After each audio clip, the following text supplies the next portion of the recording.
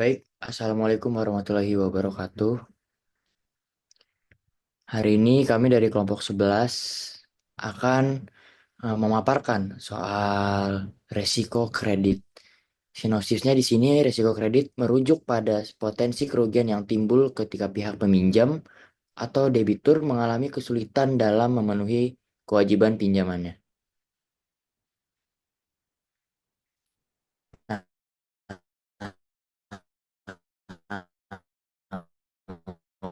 anggota-anggota dari kelompok 11 ini ada saya Teja Supraba. Oke, kita masuk ke materinya. Konsep risiko kredit. Risiko kredit ini merupakan potensi kerugian ketika pihak peminjam tidak mampu memenuhi kewajiban pembayaran sesuai akad. Risiko ini tidak hanya terbatas pada tanda kutip gagal bayar, tetapi juga akibat perubahan kondisi ekonomi. Contohnya, politik yang tidak stabil, defisit anggaran, atau simpelnya teman-teman pay later nih pas jatuh tanggal mungkin keluarga amit-amit keluarga ada yang kecelakaan gitu. Nah, ini memengaruhi pihak peminjam. Terdapat dua faktor yang menentukan tingkat resiko kredit, yaitu besarnya exposure kredit dan kualitas dari exposure. Semakin besar jumlah utangnya, semakin besar juga jumlah exposure kreditnya. Next, ini ada jenis resiko kredit menurut objeknya. Yang pertama ada sovereign credit risk. Ini kemampuan suatu negara untuk melunasi utangnya. Yang kedua, corporate credit risk.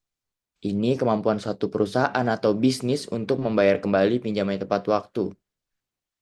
Yang ketiga, retail customer credit risk.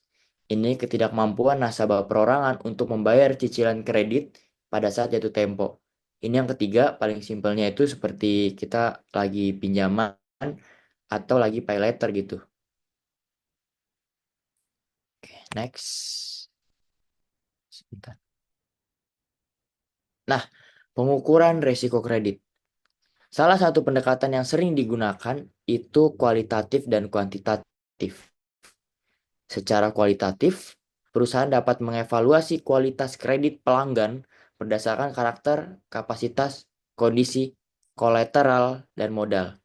Kolateral ini adalah sesuatu yang dijadikan apa ya namanya ya? Sesuatu yang dijadikan agunan. Nah, kalau analisis kuantitatif ini melibatkan penggunaan model matematis dan statistik untuk mengukur seberapa besar risiko kredit yang mungkin terjadi.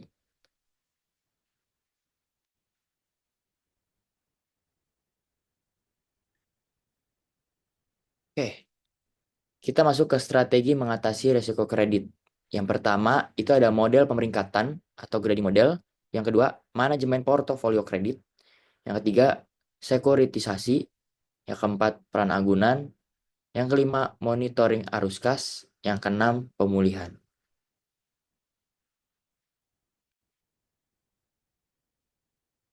Selanjutnya akan dijelaskan oleh teman kelompok saya. Ya, selanjutnya ini adalah penilaian kualitatif dalam pengukuran risiko kredit. Jadi yang kita tahu ini penilaian kualitatif itu kan merupakan proses evaluasi berdasarkan data yang bukan berupa angka.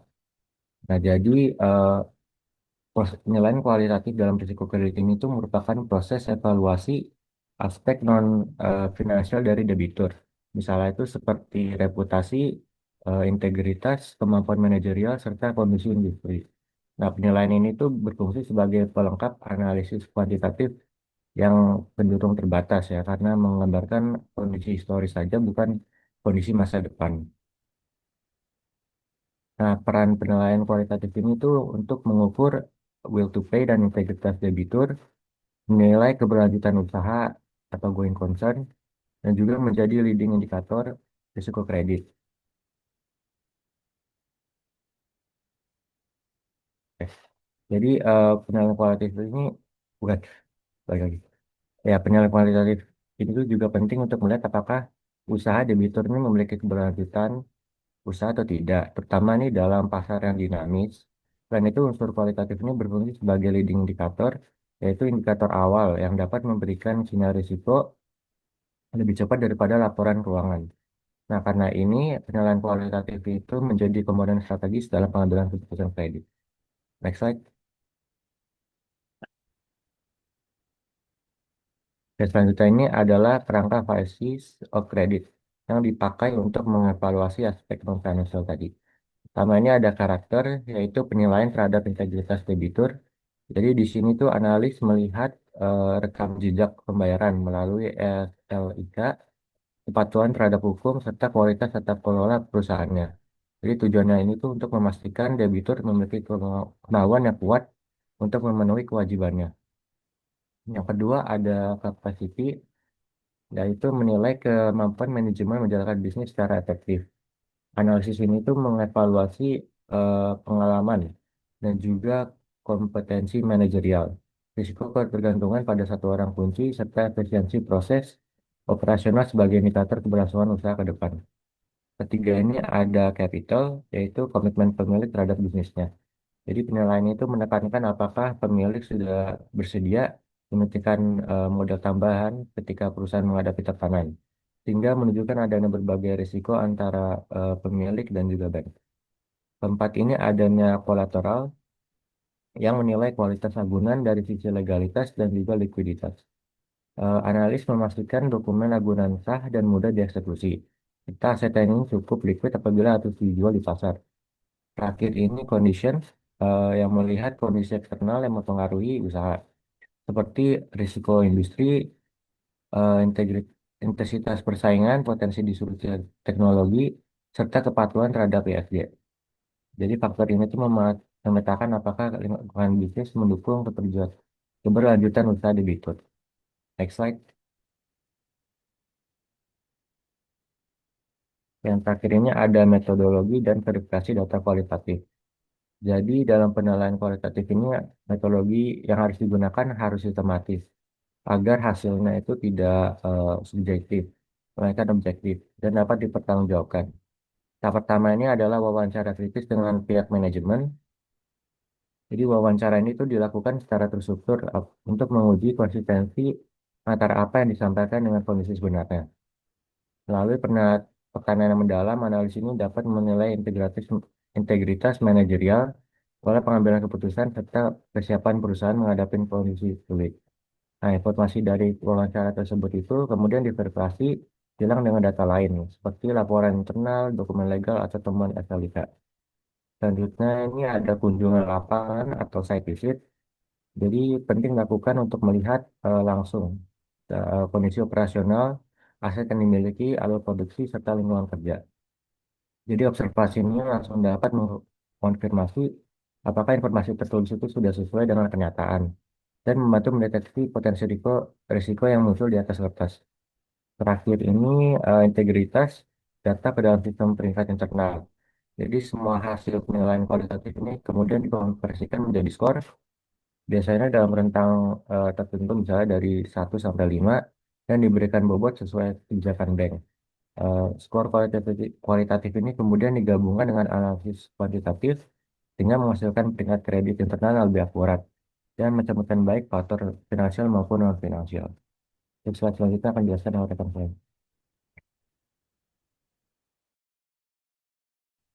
Oke, itu selanjutnya di sini ada risiko kredit menggunakan metode rating perusahaan ya.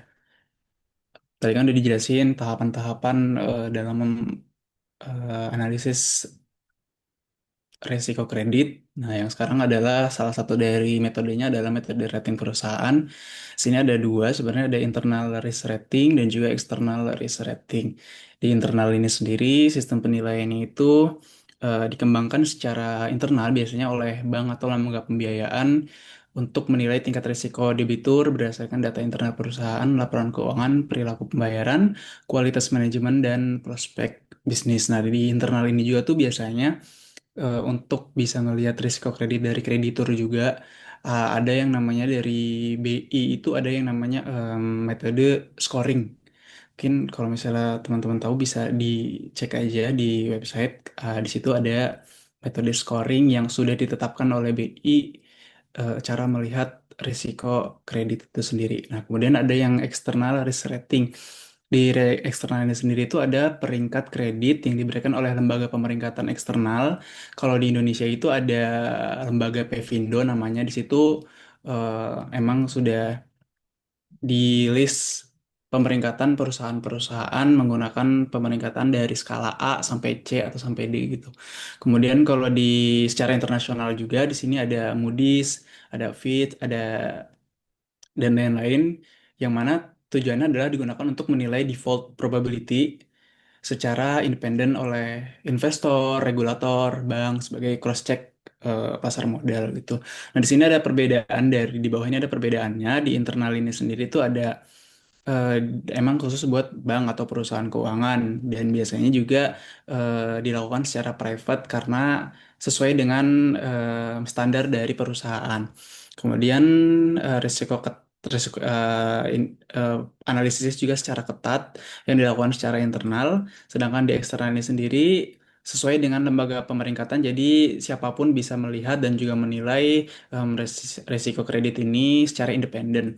Kemudian waktunya juga long term, biasanya dari 5 tahun, 10 tahun, dan juga penilaiannya bisa dilakukan secara independen. Next. Nah, selanjutnya di sini analisis risiko kredit menggunakan metode eksternal credit rating yang tadi sudah disebutkan bahwa ada lembaga-lembaga tersendiri yang bisa dilihat oleh teman-teman ya. Nah, di salah satunya di sini yang bisa dilihat adalah lembaga dari Pevindo, kemudian ada dari Moody's dan juga ada dari S&P, yang mana di sini tuh ada skala-skalanya sendiri, yang mana kalau misalnya kita lihat dari Moody's ini kan ada AAA, kemudian AA, AA1, AA2, kemudian AA juga di SPS. Jadi tergantung semua itu berbeda tergantung dengan lembaga itu sendiri. Sedangkan di Indonesia sendiri kan ada Pevindo yang mana di sini skalanya itu dari A sampai D dengan makna yang berbeda-beda juga. Yang mana dari A sendiri ini bahwa maknanya adalah perusahaannya paling kuat, resikonya juga sangat rendah. Sedangkan yang D ini default. Di sini ada pembedaannya. Di sebelah kiri ada Pevindo ini skala nasional, fokus analisisnya kredit perusahaan yang hanya ada di Indonesia.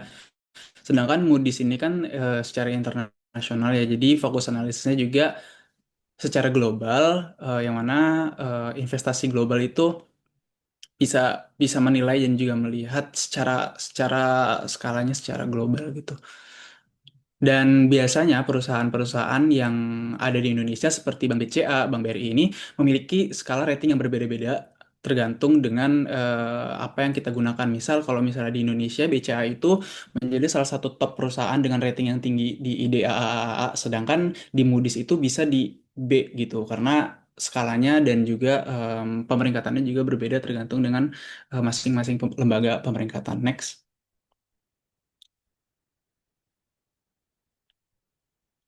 Nah, di sini nih salah satu cara contohnya untuk menghitung risiko kredit menggunakan analisis dari lembaga pemeringkatan ya.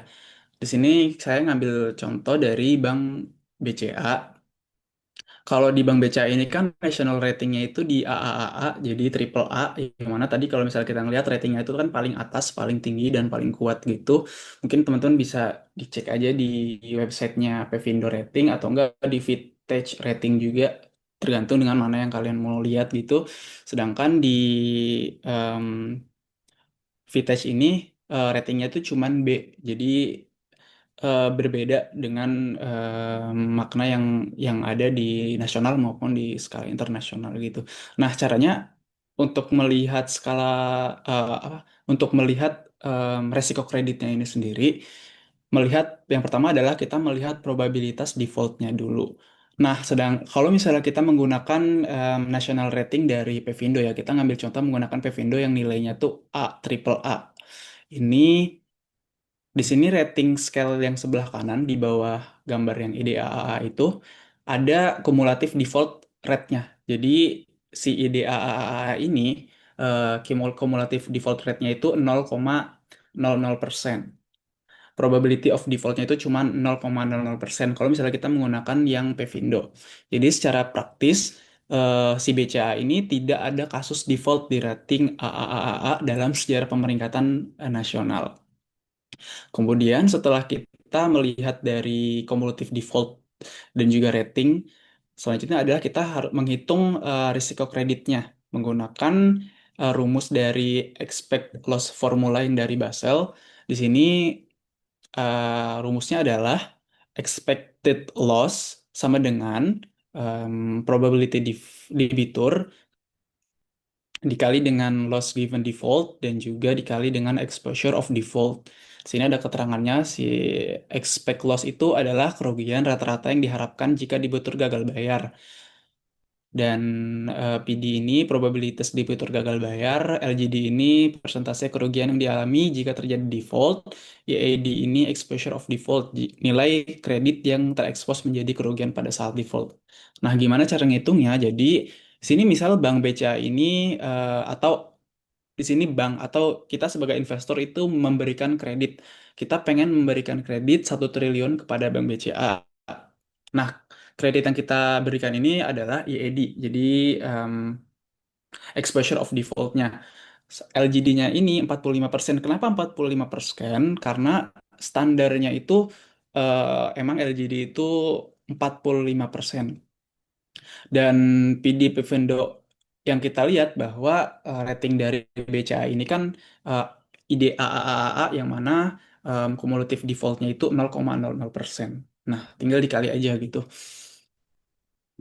0,00% kan kayaknya nggak bisa dihitung ya. Jadi kita menggunakan PD yang konservatif menjadi 0,01% gitu. Nah, tinggal menghitung aja expected loss-nya. Jadi 0,0001 dikali dengan 0,45 dikali dengan 1 triliun menghasilkan 45 juta rupiah. Nah, jadi kerugian yang kita rata-rata yang diharapkan jika debitur gagal bayar ini sebesar 45 juta pada perusahaan BCA. Kalau misalnya kita ngasih investasi sebesar 1 triliun rupiah gitu. Nah, jadi kesimpulannya adalah teman-teman bisa ngelihat jadi probabilitas dari si perusahaan gagal bayar ini kecil ya kalau misalnya kita melihat dari rating yang ada di sebelah kanan menggunakan lembaga apapun tergantung dengan perusahaannya. Beda lagi dengan mungkin perusahaan yang ratingnya B atau C, mungkin nilai dari expected loss-nya itu bisa lebih besar lagi gitu. Sedangkan di BCA ini termasuk yang sangat kecil ya dengan presentasi kalau misalnya kita ngasih investasi sebesar 1 triliun maka expected loss-nya itu cuma 45 juta rupiah gitu. Nah, kesimpulannya adalah dengan rating IDAAA ini, risiko gagal bayar sangat kecil sampai level praktis mendekati nol. Untuk kredit sebesar 1 triliun, kerugian investasinya hanya sebesar 45 juta rupiah. Next. Oke, mungkin itu saja dari kelompok 11. Jika ada pertanyaan, kita memberikan 3 pertanyaan terlebih dahulu. Namun jika ada tambahan waktu, nanti kita buka kembali sesi tanya jawabnya. Terima kasih.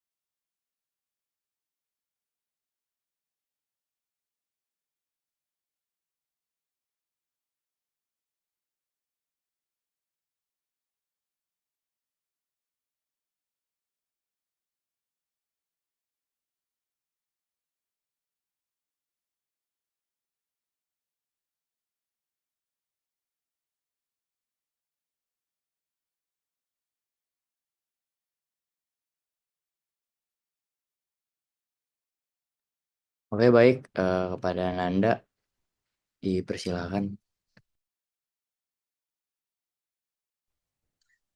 Oke, terima kasih ya kesempatannya. Mungkin saya langsung saja. Pertanyaannya itu tadi kalau di penjelasan kan di materi ada penilaian internal dan eksternal ya, diaudit oleh internal bank ataupun dari lembaga oleh eksternal kan. Nah, pertanyaannya itu kalau misalkan terjadi penilaian resiko kredit nih, lagi terjadi penilaian nih resiko kredit yang sangat bergantung pada rating dan model dari internal banknya. Gimana cara lembaga keuangan nih dapat memastikan bahwa eh, ketika terjadi penilaian itu nggak ada bias penilaian, terutama dalam analisis kualitatif seperti karakter dan kapasitas manajemen ya tadi. Itu nggak menyebabkan salah estimasi risiko dan kredit macet. Apalagi kalau misalkan pinjamannya itu bukan perorangan ya, kayak perusahaan ataupun yang lebih besar lagi. Karena kan bisa saja terjadi tindak pidana di situ kayak misalkan pencucian uang dan lain-lain. Itu gimana cara awasinnya dari si lembaga negaranya gitu. Bisa dipahami nggak?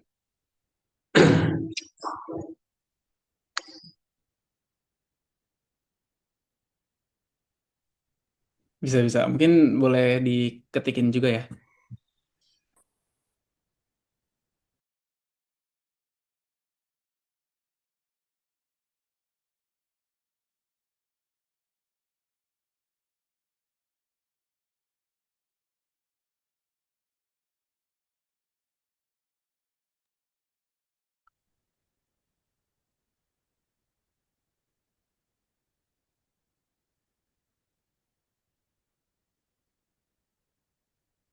Ada teman-teman yang lain, mungkin ada yang mau nanya.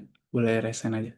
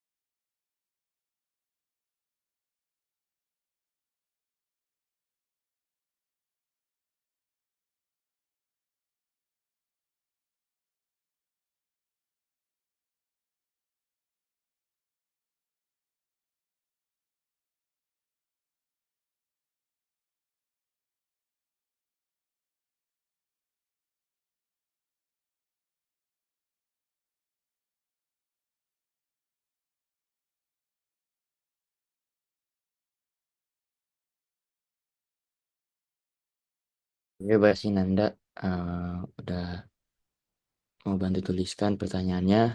Jawabannya akan kita diskusikan terlebih dahulu.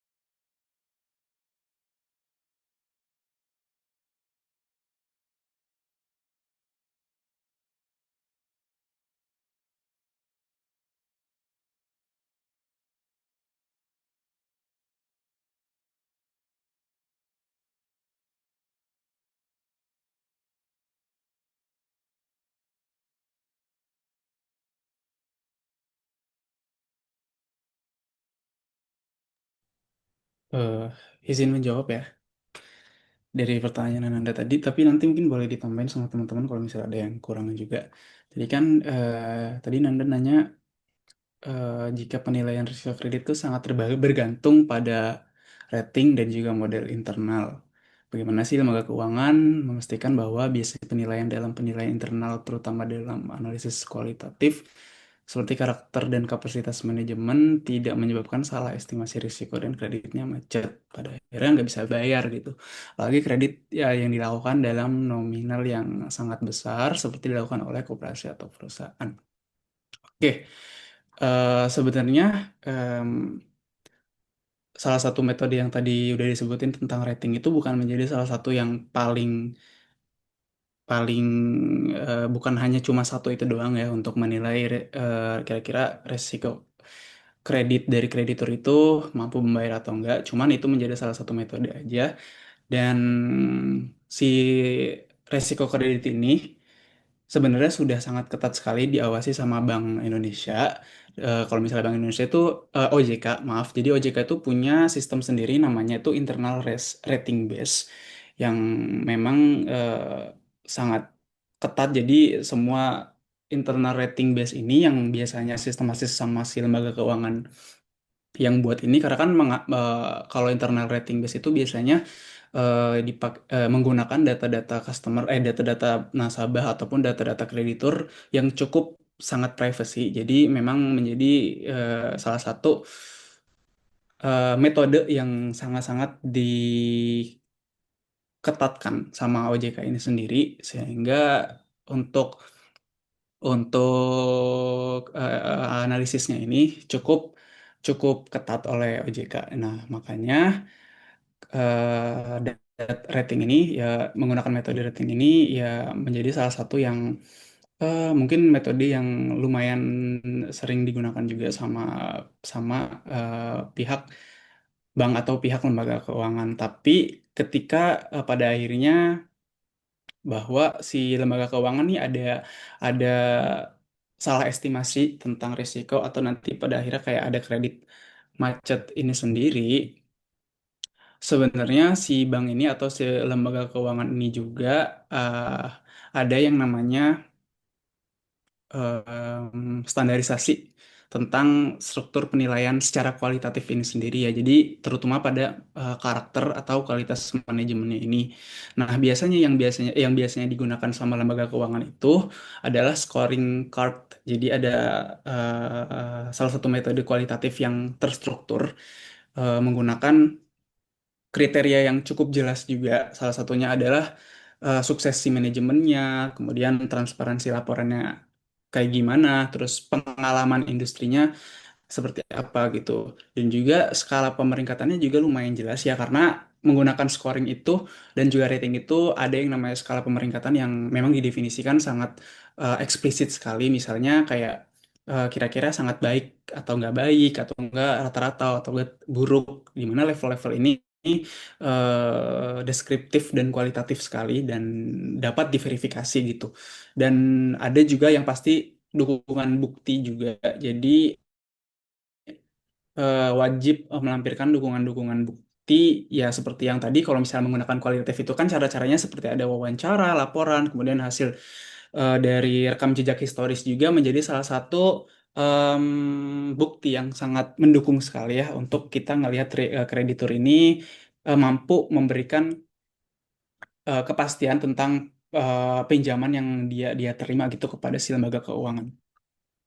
Mungkin kurang lebih kayak gitu sih kalau dari dari saya gitu. Mungkin dari teman-teman ada yang mau nambahin.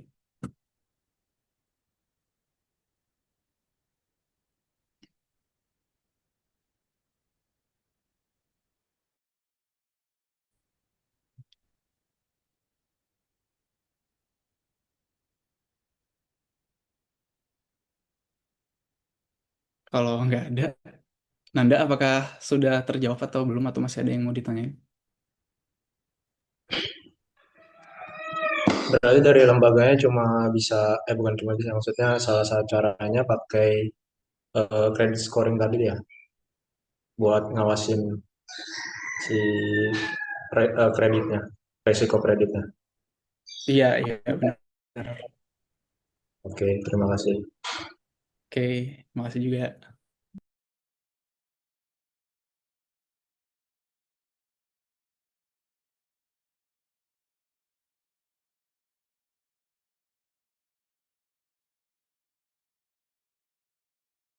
Oh, ada yang mau nanya lagi.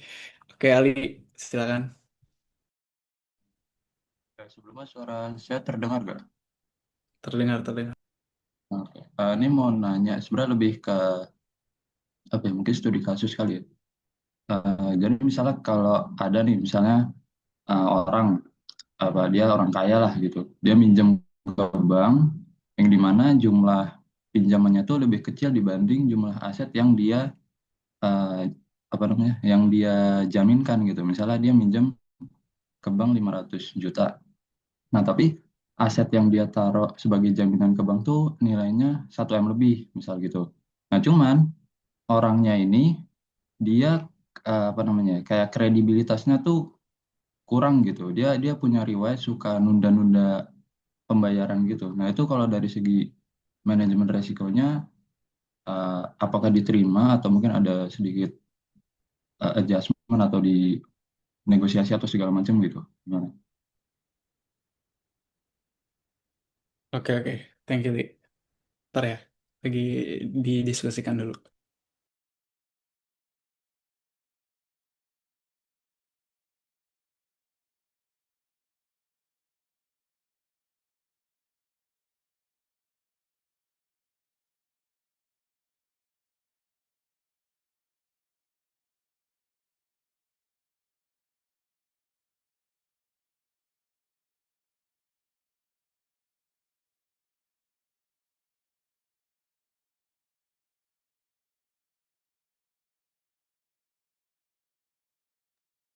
Kalau bantu jawab boleh nggak?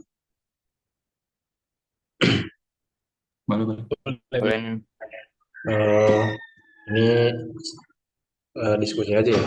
Kalau menurut saya pribadi sih, pastinya kan ada pengecekan dulu lah internal dari seperti yang udah dijelasin juga beberapa metodenya itu. Tapi secara logika pasti akan chance-nya lebih besar diloloskan ketika anggunannya itu lebih besar daripada pinjamannya karena kebanyakan kalau yang saya tahu ya anggunan itu untuk pinjaman biasanya nggak lebih besar dari si pinjaman kayak kemungkinan lebih kecil kayak misalkan sertifikat rumah gitu sertifikat rumah harga rumahnya nilai nilai jual rumahnya itu misalnya 200 juta itu kalau misalkan dengan kredit apa dengan scoring kita yang baik bisa kita pinjam di atas 200 juta itu tapi kalau misalkan secara logika matematikanya ya pinjaman misalkan ngajuin 500 juta, bangunannya rumah 1 miliar. Ya diambil nggak sih maksudnya? Karena bank juga kan pasti nyari keuntungan. Walaupun misalnya nanti kreditnya macet kan bangunannya pasti dicek dulu tapi kayak bener nggak nih rumahnya bener punya dia, apakah udah sertifikat rumahnya, terus juga dan yang lainnya. Jadi benar-benar kalau memang asetnya memang punya dia gitu benar dan bisa di apa ya bisa dipertanggungjawabkan kemungkinan akan diberikan lah karena kan nilai pinjaman daripada sama nilai anggunannya lebih besar nilai anggunannya jadi logikanya ya bakal diambil kayak misalkan contoh aja kita pinjam duit 5.000 pinjam duit 100.000 terus eh, jaminannya motor gitu ya ambil aja lah kalau misalnya nggak bayar ngambil motor ya untung banget gitu eh, jadi mas secara logika dasar aja ya mungkin nanti penjelasan teknisnya bakal dijelasin. Oke, terima kasih. Thank you, Nanda. Oke, Oke, terima kasih Nanda. makasih. Saya izin melanjutkan. Itu kan tadi Nanda secara contoh nyatanya gitu. Nah, kalau dari materi kita ini ada credit scoring. Yang pertama ada karakter. Nah, eh, apabila dia suka nunda-nunda bayar-bayar gitu, ini masuk ke credit scoring karakternya gitu. Jadi bank akan menilai karakternya ini mungkin lebih ke high risk gitu kan, karena dia itu jarang bayar. Dan untuk contoh-contoh lainnya itu ada di capacity, capital, collateral, dan conditional. Itu aja. tadi udah jelas di paparan oleh Nanda. Mungkin izin menambahkan lagi ya. Mungkin secara kesimpulannya tuh sebenarnya dari bank ini sendiri ya, ada mungkin ada tiga kemungkinan ya. Kalau misalnya kita ngeliat dari, tapi bener banget tadi yang Nanda bilang tuh, kalau misalnya si jaminannya lebih besar ya sebenarnya jadi keuntungan juga buat bank untuk misalnya nanti dia telat bayar pada akhirnya kayak default ya akhirnya ya jaminan itu bisa ditarik sama bank kan bisa diakuisisi sama bank. Cuman si bank ini juga tuh kadang ada pertimbangannya kayak misalnya jaminan yang dia kasih itu kalau misalnya jaminannya ini nilainya tinggi dan juga spesifik eh, nggak bisa dijual di pasar ya bank juga bakalan nolak karena pasti ada kekhawatiran tersendiri untuk bisa memulihkan si uangnya balik lagi gitu. Cuman kalau misalnya si jaminannya EMA udah jelas dan memang udah gampang untuk dijual di pasar ya, ya ini juga menjadi salah satu pertimbangan yang si pihak lembaga keuangan itu bisa nerima gitu. Kurang lebih kayak gitu sih. Berarti pengaruh dari likuiditas atau kemudahan likuiditas asetnya si peminjam itu jadi ini juga ya penilaian ya. Iya benar benar benar. Nah, oke berarti oke thank you kelompok KTJ kelompok 11 Izin sama nambahin dikit tadi. lagi ya. Bener sih Ya, tadi ya. yang Teja bilang tuh likuiditas tuh penting. Saya juga baru keinget kalau misalkan likuiditas penting, misalkan tadi contohnya bangunannya rumah ya 1 miliar. Tapi kalau 1 miliar rumahnya jelek gitu, terus kayak di daerah yang terpencil dan lain-lain itu kan gak liquid ya, susah untuk dijual. Sedangkan eh, bank udah ngeluarin 500 juta, terus harus apa namanya harus ngejual lagi rumah 1 miliar misalkan dilelang, belum tentu nilainya bakal 1 miliar kalau setelah dilelang kan bisa aja turun pastinya.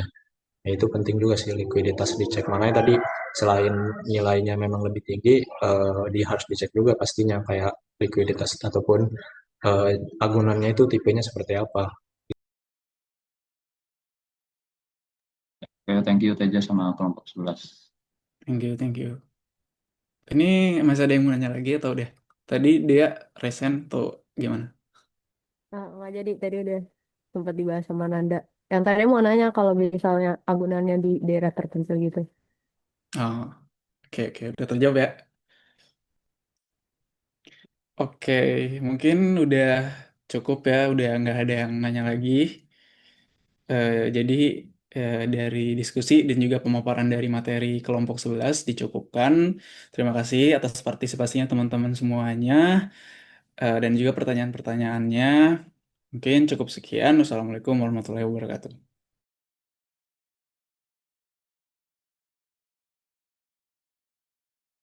Oke, makasih teman-teman dari kelompok 11 dan diskusinya tadi. Notes mungkin diskusinya sama record nanti itu bisa ditaruh di G Drive